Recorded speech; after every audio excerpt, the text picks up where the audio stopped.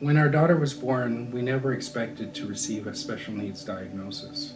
Just like any typical birth, Shayla was a healthy 8 pounds 3 ounces, full term baby girl. She was my first child, and I was just super excited to be able to do all the mother daughter stuff, getting our hair done together, getting our nails done together.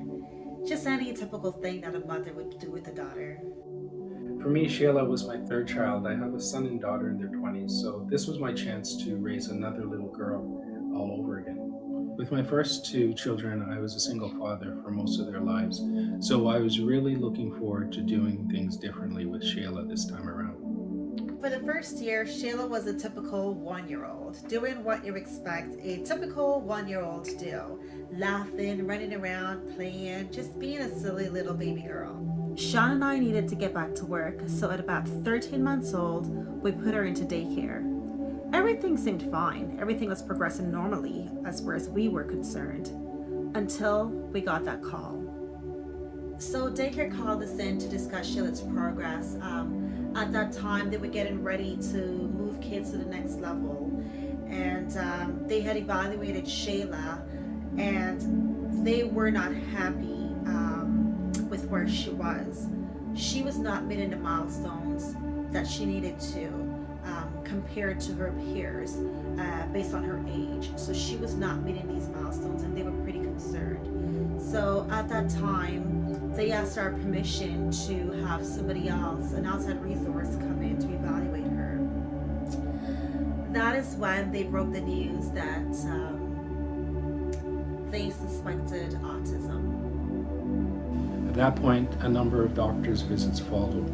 After multiple tests, we got the official diagnosis of moderate to severe autism, and that's when our whole world fell apart. For me at the time, I didn't know what to think. I was in a state of mixed emotions, and all I could think of is how do we fix this? I guess I just didn't know any better at the time. I was in denial. It was hard for me. It was really, really, really hard for me. When Shayla was in my tummy, like I had dreams and hopes and goals already set for her, right? And with hearing that your child has autism, there's no cure for autism. Um, it's almost as if everything's lost, right? What will her future be like? Will she ever be able to communicate? Will she ever be able to fit in? How would society treat her? Right? I also blamed myself. There was a lot of self blame. What did I do wrong? What could I have done differently? Right? But eventually I had to get out of that pity party and just do whatever I needed to for her. This is when the trials really began. One of the most hurtful memories I have of Shayla was shortly after she was diagnosed, she started to bite herself to the point where sometimes she would break the skin and, she would be bleeding. This happened during many of her meltdowns, and we just felt helpless because we didn't know what to do. She would often, from time to time, she would throw herself backwards just to land on her head or her back. So again, we just didn't know how to help her at the time. So it became very frustrating and just painful to see your child in that state. One of the biggest challenges that we face with Shayla is her lack of independence. She depends on us for a lot of things. For example, feeding. So when it comes to feeding, her finger foods, her grapes, her cheese, her little snacks, she helps herself. But when it comes to her big meals, we are there to help her. And with Shayla, because she cannot express herself verbally, for example, when she eats and she doesn't want something, she'll just spit it out, right? So imagine that happening every single day, day after day, right? It can get frustrating, right? So that is one of the biggest things that we have to deal with. It does get frustrating sometimes. I know it doesn't seem like it's a big deal, But like I said, having to deal with it over and over again, day in and day out, it does sometimes take a toll on you. So yeah, having her depend on us so much, even at her age, it definitely is taxing on us for sure. I remember one time we had a doctor's appointment, and I had to go at it alone, just Shayla and I. And I all I could think of was dreading going to that appointment and potentially Shayla having a meltdown while we were waiting. And lo and behold, that's exactly what happened. We went into the waiting room, and shortly after we were there, Shayla went into a 45-minute meltdown, and I just had to hold her and try and calm her down, and yeah, it was just so so frustrating, but we made it through. As Shayla got older and we started paying closer attention to her behaviors, that's when we really started seeing the symptoms and signs of autism. She had the tippy toe walking, she had the flapping, she had the rocking, she had the occasional head banging. Something else that she had was, and she still has it to today, is the hand wringing. And the hand wring is very typical with Rett syndrome. As a matter of fact, when we got our diagnosis, we got a differential diagnosis of Rett syndrome, and I think that was basically because of the intense, continuous hand wringing. But eventually, we retested for Rett syndrome, and that came back negative. But definitely, as we started paying closer attention, we started seeing more of the signs and symptoms of autism. Throughout our whole journey, we spent most of the time just going from appointment to appointment, researching different therapies, just trying to find any kind of support we could, because autism was totally new to both of us at the time. One of the biggest frustrations that we faced early on after getting our diagnosis was the countless wait lists that we had to be on.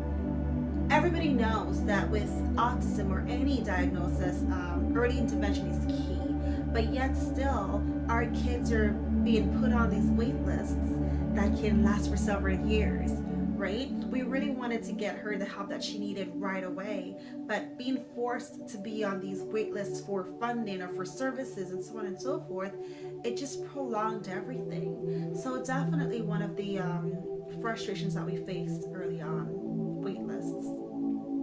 Along with countless waiting lists, we started seeing our expenses going through the roof, because it was either we waited until we got a call from one of the wait lists, or we go out of pocket to get our baby girl the help she needed as soon as possible.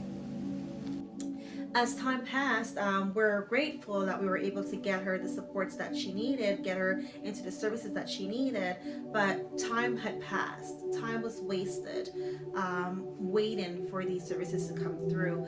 Where we were blessed in regards to being able to source services out of pocket for her. Definitely, we didn't want to have any regrets, so we just did whatever we had to. We tried several different services for her in the meantime, but in regards to permanent funded services, that took several years for us to get Shayla. So, how has this experience helped me to grow? With Shayla has taught me more than anything about patience. I had mentioned earlier about just that incident in the waiting room at the doctor's office. Just sitting there and being able to try and calm her down. So I think the way I treat people, I always keep Shayla in mind throughout my different interactions with people. And yeah, I think she's taught me a world of patience. She's taught me how to love, the people around you and not to judge. And,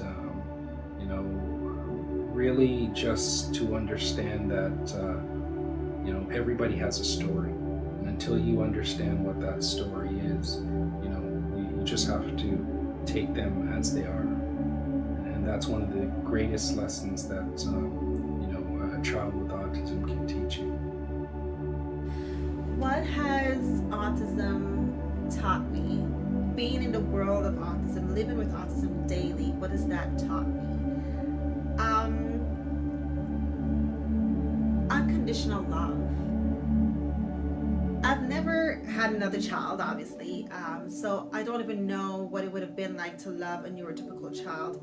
But having Shayla, it's like I'm a mama bear. It's like I'm super overprotective of her.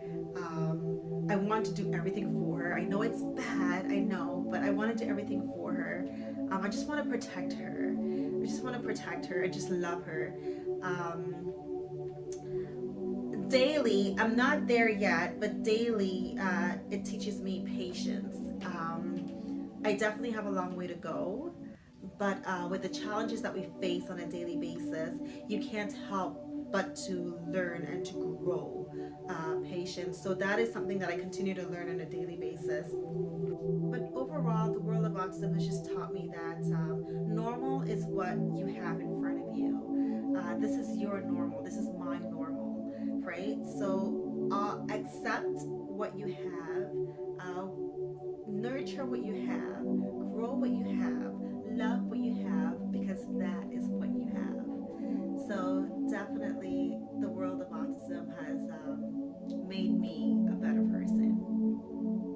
At some point, we eventually got all of Shayla's therapies in place. We registered for whatever funding was available and had started building our support system within the special needs community. We finally found a level of normal. Once we finally got our routines in place and we kind of found our new normal, we took some time to reflect on some of the challenges that we faced once Shayla was originally diagnosed. And one of the things that we found was that, finding the right service providers, the right therapies, getting on the right waiting list, as well as making connections within the community was one of the big challenges that we faced. So we just thought of how could we help fill that gap, and that's where Shayla's Voice was created. The Shayla's Voice website allows special needs families to search for service providers in their local areas while reading reviews posted by other families that have used those services. We also have a list of resources and various funding options for families. Along with our website, we also have a YouTube channel called Shayla's Voice. And on our YouTube channel, we share our personal experiences with Shayla, our day-to-day activities. We help support, we help enlighten, we help uplift through our videos. And in addition to that, we are in the early stages of starting a mentorship program where experienced families who have received a diagnosis can help other newly diagnosed families get to the right supports and services that they need. The key message I took from our experience and our journey was that to find your purpose in your situation, right? We could have looked at our circumstances and let it consume us, but instead we took time to reflect on why were we in this situation, and I truly believe we are in this situation in order to help others, and that's what Shayla's Voice is all about.